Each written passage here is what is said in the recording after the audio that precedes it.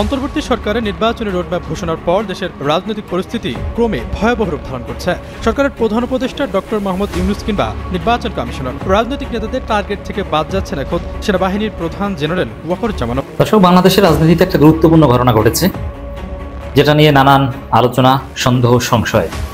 তবে এই বিষয়টা রাজনীতির ভবিষ্যতের একটা দিক স্পষ্ট করে। পরতে রহস্য একটা চক্র, সরকারের ভিতর সরকার, যারা সরকারের ভিতরে থেকে গোপনে সরকারকে দিক নির্দেশনা দিয়ে যাচ্ছে। এই গ্রুপটা তারা চায় না নির্বাচন হোক, তারা চায় না একটা নির্বাচিত সরকার আসুক, এবং এই কারণে সরকারি, প্রশাসনে, সেনাবাহিনীতে যারা নির্বাচনের পক্ষে তাদেরকে এরা সরিয়ে দিতে চায়, এবং ঠিক এই কারণেই তারা সরিয়ে দিতে চায় রাষ্ট্রপতি চুপ্পুকে, জেনারেল ওয়াকারুজ্জামান। आज शेख हसीना को ऐसा कर लिए कि बांग्लादेश को भूल गए, शेख हसीना को याद कर लिए। ভারতের হায়দ্রাবাদ থেকে নির্বাচিত পার্লামেন্ট মেম্বার আসাদুদ্দিন ওয়াইসি বৃহস্পতিবার বলেছেন, সরকার সত্যি যদি অবৈধ বাংলাদেশিদের ফেরত পাঠাতে আগ্রহী হয়, তাহলে এখনই শেখ হাসিনাকে ফেরত পাঠানো হোক, তাকে দিয়ে শুরু হোক এই অভিযান। এক সময়কার সর্বময় ক্ষমতাধর নেত্রী, আজ তিনি ভারতে সময় বলছেন অবৈধ অতিথি হয়ে। হাসিনা কি এখন ভারতের শরণার্থী, অতিথি, নাকি এক অস্বস্তিকর ছায়া? এক তীরে দুই পাখি মারল। আমাদের এখানে কৌশলকে অবলম্বন করা হয়েছে। এই কৌশলের কারণে অনেক কিছু আবার আমাদের জন্য পজিটিভ তৈরি হচ্ছে। সম্মানিত দর্শক, আসসালামু আলাইকুম। নতুন একটি নিউজে আপনাকে স্বাগতম। প্রিয় দর্শক, এবার কঠিন এক চ্যালেঞ্জের মুখোমুখি সেনাপ্রধান জেনারেল ওয়াকারুজ্জামান। কি সেই কঠিন চ্যালেঞ্জ? অবশেষে জানা গেল চাঞ্চল্যকর তথ্য। এদিকে শেখ হাসিনাকে নিয়ে ভারতের সংসদে ব্যাপক তোলপাড়। শেখ হাসিনাকে আগে বাংলাদেশে ফেরত পাঠান, সংসদে মোদীকে ধুয়ে দিলেন আসাদুদ্দিন ওয়াইসি। এবার আর শেষ রক্ষা হচ্ছে না ভারতে পলাতক সাবেক স্বৈরাচার প্রধানমন্ত্রী শেখ হাসিনার। চারদিক থেকে কঠিন বিপদে নরেন্দ্র মোদী। অপরদিকে বাংলাদেশের রাজনীতিতে একটি বিরল ঘটনা ঘটে গেছে। কি সেই ঘটনা? অবশেষে জানা গেল চাঞ্চল্যকর তথ্য। প্রিয় দর্শক, আমাদের আজকের ভিডিওতে অত্যন্ত গুরুত্বপূর্ণ তথ্য শেয়ার করা হয়েছে। দয়া করে ভিডিওটি শুরু থেকে শেষ পর্যন্ত ধৈর্য সহকারে দেখে একটি লাইক দিয়ে সবাইকে বেশি বেশি করে শেয়ার করে দিবেন। সেই সাথে আমাদের ভিডিওটি আপনি বাংলাদেশের কোন জেলায় বসে দেখছেন বা শুনছেন, সেটি অবশ্যই কমেন্ট বক্সে কমেন্ট করে জানিয়ে দিতে ভুলবেন না। অন্তর্বর্তী সরকারের নির্বাচনী রোডম্যাপ ঘোষণার পর দেশের রাজনৈতিক পরিস্থিতি ক্রমে ভয়াবহ রূপ ধারণ করছে। সরকারের প্রধান উপদেষ্টা ডক্টর মোহাম্মদ ইউনূস কিংবা নির্বাচন কমিশনার রাজনৈতিক নেতাদের টার্গেট থেকে বাদ যাচ্ছেন এখন সেনাবাহিনীর প্রধান জেনারেল ওয়াকারুজ্জামানও। বিশেষ করে সেনাবাহিনী নিয়ে জাতীয় নাগরিক পার্টির শীর্ষ নেতা নাসিরুদ্দিন পাটোয়ারির এক মন্তব্যকে ঘিরে দেশ জুড়ে তোলপাড় শুরু হয়। সম্প্রতি বাহিনীকে মেধাহীন উল্লেখ করে বেশ কিছু আপত্তিকর মন্তব্য করেন এই এনসিপি নেতা। এর আগেও সেনাবাহিনী নিয়ে আপত্তিকর মন্তব্য করেন এনসিপির আরেক নেতা হাসান আব্দুল্লাহ। বিভিন্ন সময়ে বাহিনীকে নিয়ে কড়া মন্তব্যের জবাবে আবেগঘন বার্তা দিয়েছেন জেনারেল ওয়াকারুজ্জামান। সম্প্রতি ঢাকা সেনানিবাসে আয়োজিত এক অনুষ্ঠানে বাহিনীর সদস্যদের উদ্দেশ্যে তিনি বলেন, এসব গালিগালাজ শুনে অখুশি হওয়ার কিছু নেই। যারা এসব করছে তারা আমাদের সন্তানের বয়সী। ওরা বড় হলে নিজেদের ভুল বুঝতে পারবে, তখন লজ্জিত হবে। দেশ এখন নির্বাচনের দিকে যাচ্ছে। অবাধ, সুষ্ঠু ও নিরপেক্ষ নির্বাচন অনুষ্ঠানে সরকারকে সহযোগিতা করবে সেনাবাহিনী। সেই লক্ষ্যে বাহিনীর সদস্যদের পেশাদারী ভূমিকা বজায় রাখতে হবে।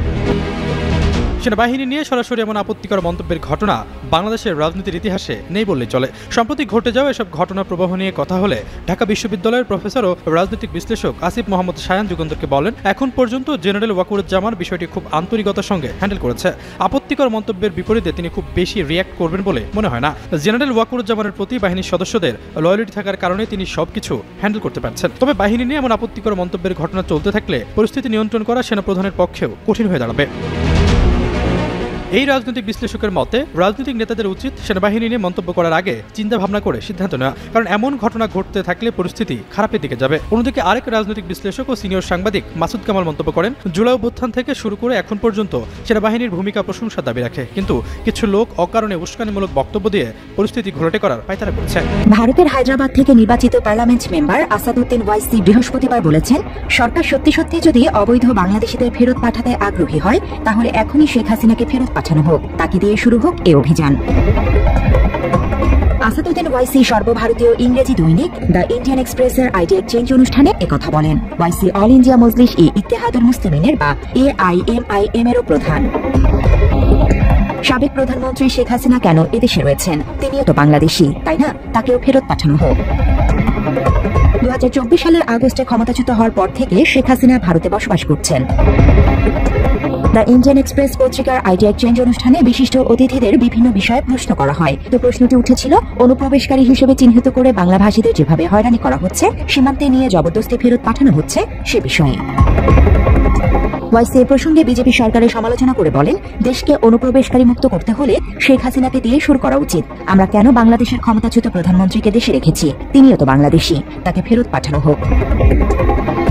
লোকসভার এই সদস্য বলেন, বাংলাদেশের জনপ্রিয় অভ্যুত্থানকে ভারতের মেনে নেওয়া উচিত। নতুন সরকারের সঙ্গে সুসম্পর্ক গড়ে তোলা দরকার। মাত্র 30% টাকায় জমির মালিক হয়ে নতুন বাংলাদেশের গড়ে তোলার স্বপ্ন দেখা বাংলা বসতি। নিজের মন্তব্যের ব্যাখ্যায় ওয়াইসি বলেন, একদিকে একজন বাংলাদেশিকে তারা এদেশে থাকতে দিচ্ছেন, তিনি নানা ধরনের বক্তব্য দিচ্ছেন, বিবৃতি দিচ্ছেন, সমস্যা সৃষ্টি করছেন। অন্যদিকে পশ্চিমবঙ্গের মালদহ, মুর্শিদাবাদ জেলার দরিদ্র বাংলাভাষী নাগরিকদের পুনে থেকে উড়োজাহাজে চাপিয়ে কলকাতায় নিয়ে যাওয়া হচ্ছে এবং সীমান্তে গিয়ে নোম্যান্স ল্যান্ডে ছেড়ে দেওয়া হচ্ছে। তারা সত্যি বাংলাদেশের অনুপ্রবেশকারী কিনা সেটা যাচাই পর্যন্ত করা হচ্ছে না। ওয়াইসি বলেন, দেশে যিনি বাংলা ভাষায় কথা বলছেন তিনি বাংলাদেশি হয়ে যাচ্ছেন। কি ধরনের আতঙ্ক কাজ করছে এ থেকে বোঝা যায়। এসব মানুষকে বন্দিশালায় আটকে রাখার অধিকার পুলিশকে কে দিয়েছে? এখানে সবাই পাহারাদার হয়ে গেছে।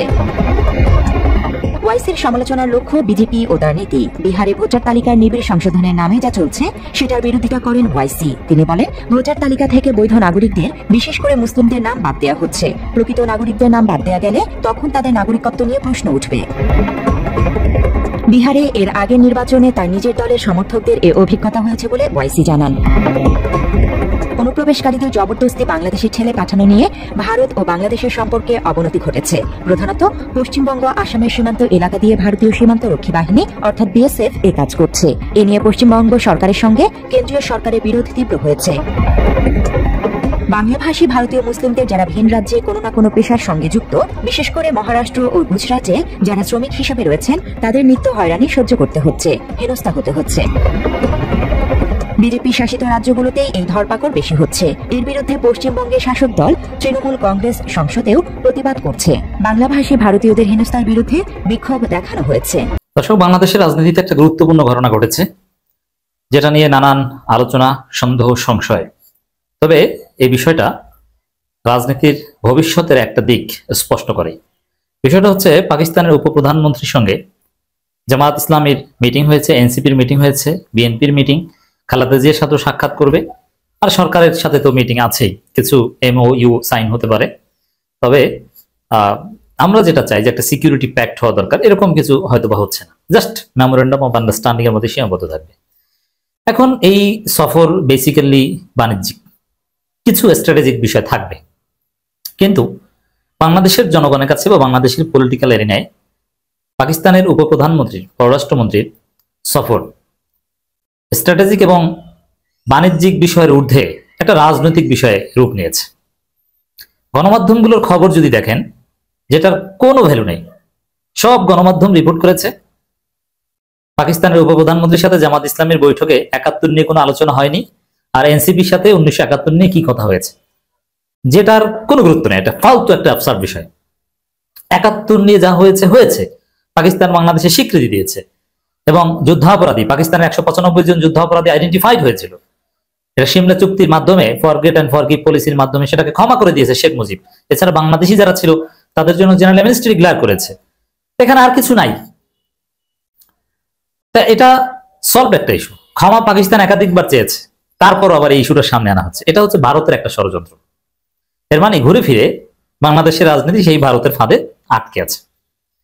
পাকিস্তানের পররাষ্ট্রমন্ত্রী এসেছেন, তিনি মিটিং করছেন, এখানে 71 কোনো বিষয় হওয়ার কথা না, কিন্তু এটি মূল বিষয় করে রাখা হয়েছে। এর মানে বাংলাদেশের মিডিয়া, বাংলাদেশের রাজনীতির এজেন্ডা এখনো যে ইন্ডিয়া সেট করে অনেকাংশে, তার প্রমাণ এটা। দেখেন, জামাত এই বিষয়টা ইগনোর করেছে। জামাত ইগনোর করবে, এটা স্বাভাবিক, এটা তাদের দুর্বলতা থেকেও করবে, যেহেতু 71 তাদের দুর্বলতা ছিল। আর বাস্তবিক পক্ষে একটা দেশ যদি উন্নয়নের রাজনীতি করে, একটা দল ভবিষ্যতের রাজনীতি করে, কল্যাণের রাজনীতি করে, তারা এই অপ্রয়োজনীয় বিষয় কখনোই আলোচনায় আনবে না। আর পাকিস্তানের সাথে আমাদের আলোচনা, পাকিস্তানি ফ্যান বাংলাদেশে কতটা আসবে, পাকিস্তানি পেঁয়াজ পাবো কিনা, পাকিস্তান থেকে গরুর গোস্ত আনা যায় কিনা, পাকিস্তানের সাথে বিনা ভিসায় চলাফেরা করা যায় কিনা, বিমান চালু করা যায় কিনা, পাকিস্তানি 3 পিস বা পোশাকের বাংলাদেশে অনেক ডিমান্ড, কোয়ালিটি, হাই কোয়ালিটি, অনেক ফলমূল আছে, সেগুলো খুব সহজে আনা যায় কিনা, কিভাবে ব্যবসা বাণিজ্য উন্নয়ন করা যায়, এবং ভারত যে বাংলাদেশকে চেপে ধরছে এই জায়গায় কিভাবে ব্যালেন্স করা যায়, ভারত চীনের সাথে, পাকিস্তান চীনের সাথে একটা সম্পর্ক উন্নয়নের মাধ্যমে বা স্ট্র্যাটেজিক কিছু পার্টনারশিপে যাওয়ার মাধ্যমে। একটা দেশপ্রেমিক দলের বৈশিষ্ট্য হবে এটা। তার অংশ হিসেবে জামাত এগুলো আলোচনায় আনেনি। কিন্তু এনসিপি ঠিকই আলোচনা এনেছে। খবরটা একটু আপনাদেরকে দিই দর্শক। পাকিস্তানের উপপ্রধানমন্ত্রীর সঙ্গে ৭১ নিয়ে আলোচনা হয়নি, জামাত নেতা তাহের। ৭১ নিয়ে আলোচনা হবে কেন ভাই? পাকিস্তানের উপপ্রধানমন্ত্রী এসেছে, এটা বলে ৭১ নিয়ে আলোচনা হয়নি। এখন অনেকে বলছেন যে পাকিস্তানের উপপ্রধানমন্ত্রী এসেছে, খালেদা জিয়ার সাথে দেখা করবেন, বিরাটকে জানে না ভাই, শেখ হাসিনার সময় তো এসেছে, 13 বছর আগে এসেছিল পররাষ্ট্রমন্ত্রী। 13 বছর আগে শেখ হাসিনা প্রধানমন্ত্রী ছিল। আবার শেখ হাসিনা ইমরান খানকে আম পাঠাতো, পাকিস্তানের সাথে কথা বলতো, যোগাযোগ করতো। তখন তো আপনি ৭১ নিয়ে ক্ষমা চাইতে হবে, অমুক্ত, এগুলো নিয়ে আপনি কিছু বলেন নাই। এবং তলে তলে অনেক দিক থেকে চমৎকার সম্পর্ক ছিল পাকিস্তানের সাথে আওয়ামী লীগের। এমনকি আওয়ামী লীগের এই দামি নির্বাচন, পাতানো নির্বাচনকে যে সব দেশ বৈধতা দিয়েছে তাদের মধ্যে পাকিস্তান একটা। ভারত তো আছে, পাকিস্তানও আওয়ামী লীগকে বৈধতা দিয়েছে, চীন, পাকিস্তানেরা। এর মানে আওয়ামী লীগের সাথে ছিল, কিন্তু তখন তো কিছু বলেনি। এখন জামাত একটা নন স্টেট অ্যাক্টর, তাদের সাথে বৈঠক হবে, সেখানে ৭১ নিয়ে আলোচনা হয়েছে কি হয়নি এই প্রশ্নটা আসবে কেন? অথচ এই প্রশ্নটা আনা হচ্ছে। এর অর্থ ভারত বাংলাদেশকে ৭১ নিয়ে আজীবন ভোগাবে। এটা মোকাবেলা করার মতো সাহস থাকতে হবে। তবে হ্যাঁ, জামাত এটা এড়িয়ে গেছে, সংক্ষেপে এড়িয়ে যেতে চাইবে। এটার একটা দিক হচ্ছে যে ৭১কে যেভাবে সাহসিকতার সাথে মোকাবেলা করা দরকার, এটা জামাত পারবে না এবং সম্ভব না। এটা পারবে পিনাকি ভট্টাচার্য এবং মাহমুদুর রহমানদের যে দল হবে সেটা। তারা স্পষ্ট করে বলে ৭১ কোন আলোচনার বিষয় নেই, ফালতু বিষয় বাদ দেন। ৭১ ফালতু বিষয়, এটা জামাত বলারই সাহস পাবে না, কারণ সবাই ঝাঁপিয়ে পড়বে এটা বললে। আমার সাপোজ এখানে যদি পিনাকি, মাহমুদুর রহমানরা থাকতো, তাহলে বলতো যে হ্যাঁ ৭১ আলোচনা হয়েছে যে মানুষ ২০০০ মারা গেছে না ৩০,০০০, এটা নিয়ে। তো এটা আমরা যৌথভাবে একটা তদন্ত করতে পারি কিনা, কমিশন গঠন করা যায় কিনা, জয়েন্ট কমিশন, যে তাদের পক্ষ থেকে তথ্য দিবে, আমরাও তথ্য দিব, তারপরে আমরা দেখবো আসলে ২০০০ না ৩০,০০০। দর্শক, এটা একটা দিক এই বিষয়ে। এনসিপি এই বিষয়ে কথা বলেছে। এনসিপি যেটা বলছে, নাসিরউদ্দিন পাটোয়ারি, আক্তার হোসেনরা ছিল, তারা বলছে যে বাংলাদেশ পাকিস্তান সম্পর্ক উন্নয়নের জায়গা রয়েছে, সম্পর্ক উন্নয়নের ক্ষেত্রে কোনো ধরনের আধিপত্যবাদ থাকবে না, এমনটাই প্রত্যাশা। এবং ৭১ ইস্যু সমাধানে পাকিস্তান প্রস্তুত। এর মানে ৭১ ইস্যু ঠিকই এনসিপি উঠিয়েছে, এটা থেকেও এনসিপির একটা ভবিষ্যৎ বোঝা যায়। কি যে ৭১ নিয়ে যে অপরাজনীতি, চেতনাবাজী রাজনীতি, এটা এনসিপি অবশ্যই করবে। এনসিপির আমি প্রশংসা করি এবং করব, এবং তাদের সমালোচনা জায়গাতেও সমালোচনা করব। সেটা হচ্ছে বাংলাদেশের সবচেয়ে বড় চেতনাবাজ দল হয়ে উঠবে এনসিপি। তারা ২৪কেও বিক্রি করে খাবে এবং ৭১কেও বিক্রি করবে। তার আলামত হচ্ছে এই যে ৭১ নিয়ে পাকিস্তানের পররাষ্ট্রমন্ত্রীর সাথে কথা বলে, অথচ এটা সমাধানে প্রস্তুত। মানে কি সমাধান? ৭১-এর সমাধান বাকি আছে কি? কোনো কিছু বাকি নেই, তারপরে এটা টেনে আনছে। এর মানে জামাতকে ঘায়েল করা বা ৭১ নিয়ে চেতনাবাজি করা, এটা এনসিপি করবে। এখন বেশি হয়তোবা এখন জেনজি বা তরুণ প্রজন্ম ৭১ ব্যবসা এগুলো খায় না, কিন্তু যখনই সুযোগ পাবে তারা এটা করার চেষ্টা করবে। এদিকে হাসিনা ঘনিষ্ঠ শীর্ষ পুলিশ কর্মকর্তা বিএসএফ এর হাতে আটক।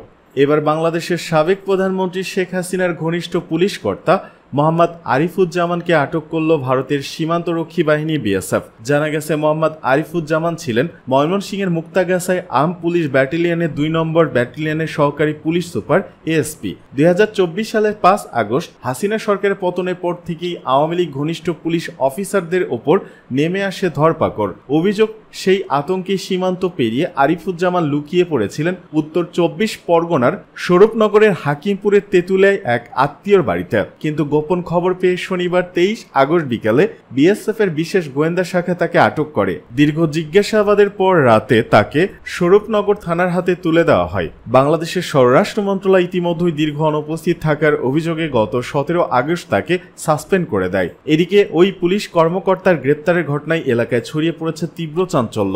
স্থানীয় সূত্র বলছে, আওয়ামী লীগ ঘনিষ্ঠ এক শীর্ষ পুলিশ অফিসারের এমনভাবে ধরা পড়া এবার নতুন মোড় আনতে পারে। উল্লেখ্য, চলতি বছরের জুন মাস সেই একই জেলার জগদ্দাল হোসেন হাসান আরাফাত আবিদ নামের আরও এক বাংলাদেশি পুলিশ সুপার ও ২ আওয়ামী লীগ নেতাকে আটক করা হয়। তবে বৈধভাবে ভারতে প্রবেশ করায় পরে তাদের ছেড়ে দেওয়া হয়।